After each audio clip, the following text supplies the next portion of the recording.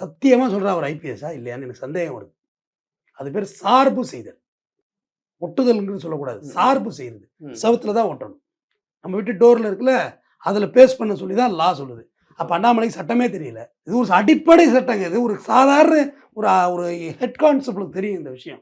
இல்ல அவரு நீதிமன்ற அவர் குறிப்பிடும் போது இது யார் அந்த சம்மன் கொடுத்தாலுமே அவங்க வந்து இல்ல அப்ஸ்காண்ட் ஆகுறாங்க, இல்ல தலைமறைவா இருக்காங்கன்றவங்களுக்கு தான் அதை ஒட்டணுமே தவிர்த்து உள்ள போய் குடுக்கறது தான் ஒரு வழக்கமா உள்ள இருக்கும். போக்குள்ளேயே நீங்க பிஸ்டல் எடுத்துட்டு ஒருத்தர் விரட்டுறாரு, ஒரு ஆர்மிக்காரரு.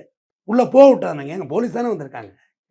ஏங்க நீங்க தான் ஏகே ரக 74 ரக துப்பாக்கி பயிற்சி பெற்று அதில் ரிமாண்ட் பண்ணக்கூடாதாங்க அவரை? இன்றும் சொல்ற நெறியாளரே, என்னுடைய தமிழ் உணர்வுங்கிறது வேறு. அதை இதில் மிக்ஸ் பண்ண வேண்டாம். இன்றும் இந்தியாவில் தடை செய்யப்பட்ட அமைப்பு தான், ஏற்றுக்கொள்ளப்படவில்லை, தடையில தான் இருக்கு. அப்ப அந்த தடை செய்யப்பட்ட இயக்கத்தில் போய் நான் துப்பாக்கி பயிற்சி பெற்றேன், ராணுவ பயிற்சி, பொய்க்கதை தான், கட்டுக்கதை தான், அப்படி பொது வழியில பேசும் தைரியத்தை எங்கே இருந்து வந்துச்சு? அதுக்கே அவரை கைது பண்ணலாமே நெறியாளரே.